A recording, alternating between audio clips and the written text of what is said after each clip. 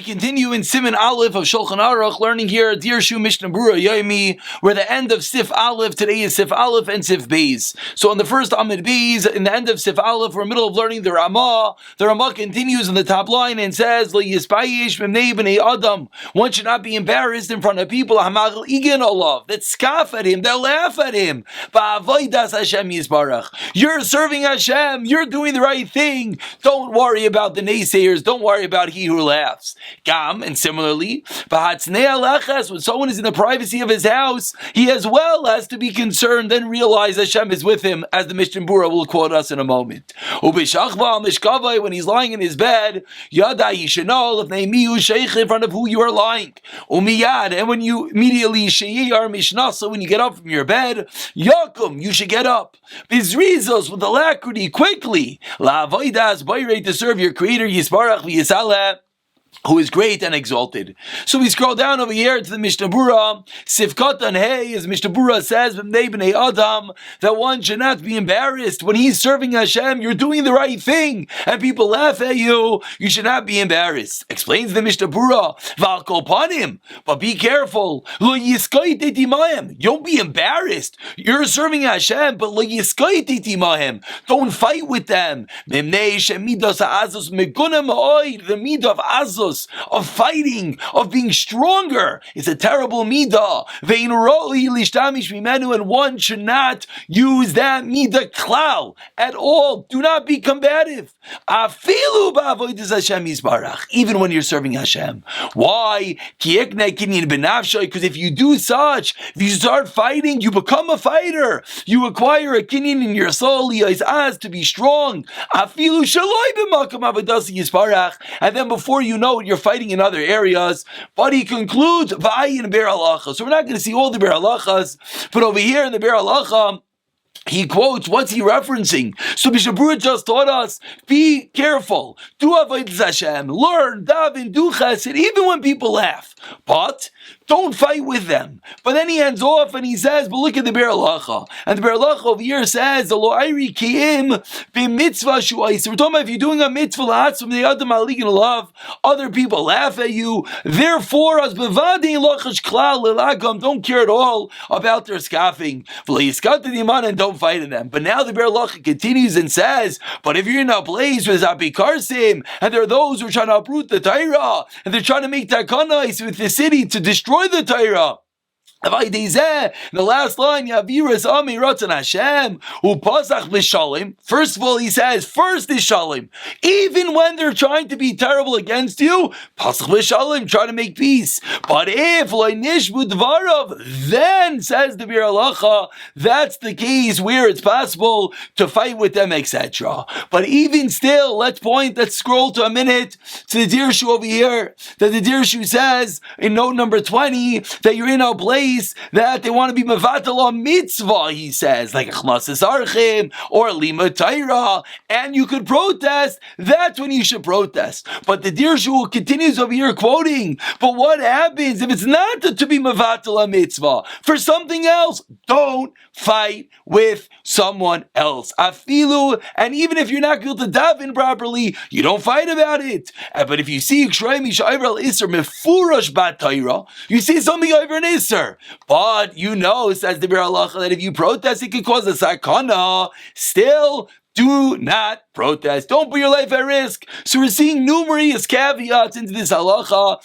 Again, let's just put things into perspective. The Mishnah Berurah said, don't fight. Never fight. It makes you a fighter. The Be'er Halacha added on that if it's a time where they're coming to fight, they're coming to destroy Torah, and then you tried B'Shalom and you didn't work, and now you could potentially, the case in which you could open up a potential macha, and then the Be'er Halacha the Dirshu on the side just quoted to us, be careful, this is only for a proper mitzvah. So back to the Mishnah Berurah, Sifkat and Vav, he said that those that are hamaligin love, they're laughing at you. And the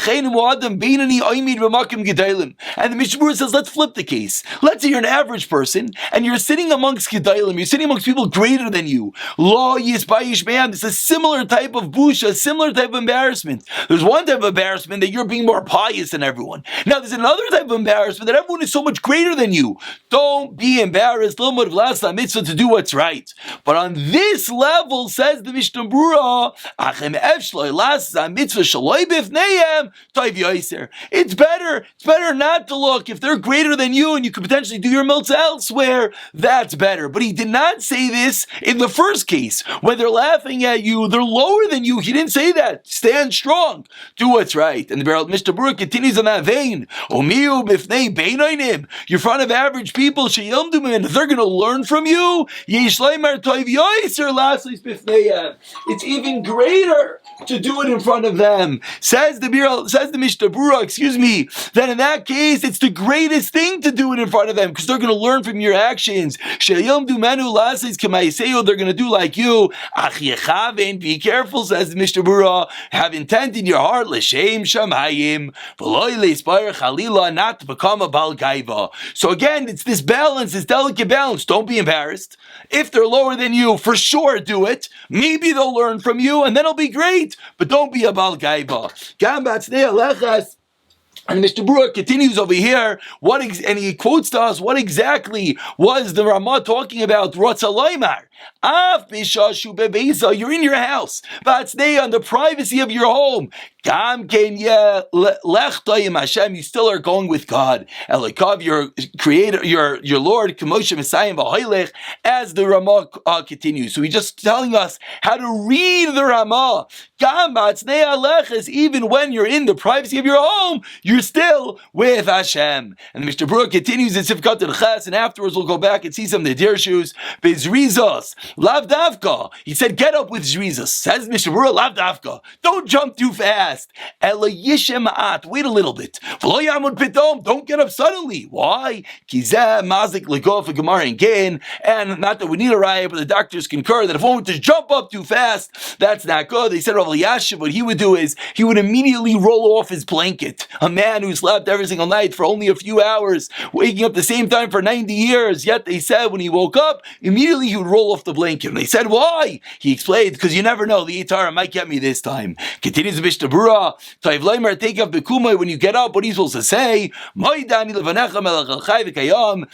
Thank you, Hashem, the King of the world. You return to me, Nishmasi, Bechemla. You return to me, my Neshama, with compassion. Rabbi Munasecha, great is your faith. And as we turn over to the second page over here, continuing the Shabura, he said that you should say it just like we just said. V'tevas bechemla, the word of compassion, yebasnachta, you pause.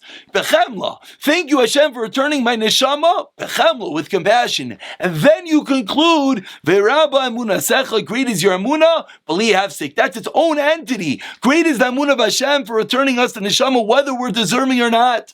V'umin akasa, it comes from the pasuk b'chadashim labkarim, etc. Shekadosh Baruch Hu mekayim emunasai, that Hashem fulfills His faith la'achsa neshamas hamufkadim ve'avoike, that are entrusted to Him in the morning. Ve'ein sarich. So that's how you say Maidani each and every morning. And now the Mishnah Berurah concludes, you don't need to wash your hands to say Maidani. Even if your hands are dirty. You're not mentioning Hashem's name, not even a reference to Hashem's name. And therefore you're allowed to say it without washing your hands. So you wake up in the morning, don't jump up. Wait a moment. But while you're waiting, immediately say Maidani. You're not saying Hashem's name, even though your hands are dirty, you say Maidani, you think Hashem. For another wonderful day. In order to learn Torah, near a dasa, that you cannot do before you wash your hands. Either way, you have to say brachos, so you have to wash your hands. And then he ends off, which we saw yesterday, in which the Mishnah Berurah pointed out that there are extenuating circumstances, there is no water, etc. One could be makel to wipe off his hands. Let's go back to Sif Beis in the Mechaber before we conclude the day with a few more comments of the Dirshu. Says the Mechaber in Sif Beis, Hamashkin le'ischanein, if someone gets up to supplicate lefnei bayir, in front of his creator, yechavin, you should have intent. Lishois, what time should you get up? Shemishtanais hamishmaris, when the watches change. Shein b'shlish alayla, that's a third of the night. U'lesoiv shlish alayla, at the end, l'soiv shnei shlish, by the end of 2/3 of the night. Ula Saif, and at the end, as we turn over to the next Amud over here, Saif Alayla at the end of the night. Shat Tefillah Sheisbala Ba'is and Shas, when you daven at those hours in the middle of the night, the end of the first third, the second third, the end of the night. This is Tikkun Chatzais ala Churban on the destruction of Golos Rituya. That's when the Tefillah is answered most. Again, a milah for wonderful tzaddikim wanting to get up at Chatzais and these intervals. Let's go back to Dirshu over here.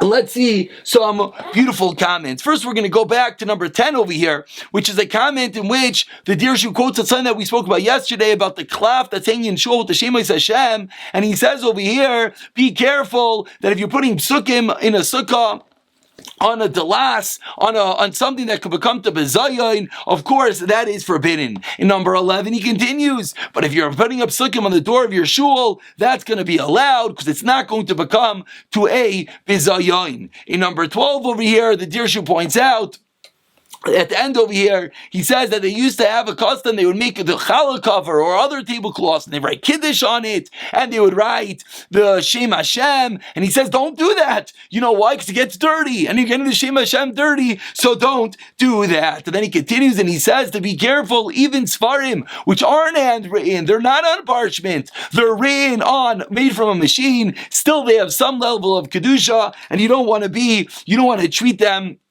and over here, number 13, he quotes that when it comes to things of precious that aren't isurim, that is something you should conceal your actions. And as much we had a whole lengthy Mishnah Berurah that taught us never be embarrassed to do the right thing, but Dirshu over here quotes down that, but that's only if you're doing a mitzvah, if it's an act of piety, if it's a precious, and then he continues talking about fasting, that is something that you could do in private. Continuing the Dirshu over here, number 15, he says, what happens when you wake up from the daytime nap? Do you say Maidani? And he quotes a bunch of sources over here about saying a kind of shama after the daytime nap, and he says you do not have to, and Rav Chaim Pinchas Scheinberg says in the same thing, is you don't have to say Maidani, but he concludes that Rav Chaim Kanievsky says the two are not really the same. Elikaina shama is a bracha, Maidani is not, but yet he concludes, which we all know, is that Lamaisa Minhag is not to say Maidani after a daytime nap. And we'll conclude over here in which the Biur Halacha, which we did not have a chance to see, the Biur Halacha quoted the Sheish Mitzvahs to Midiyos,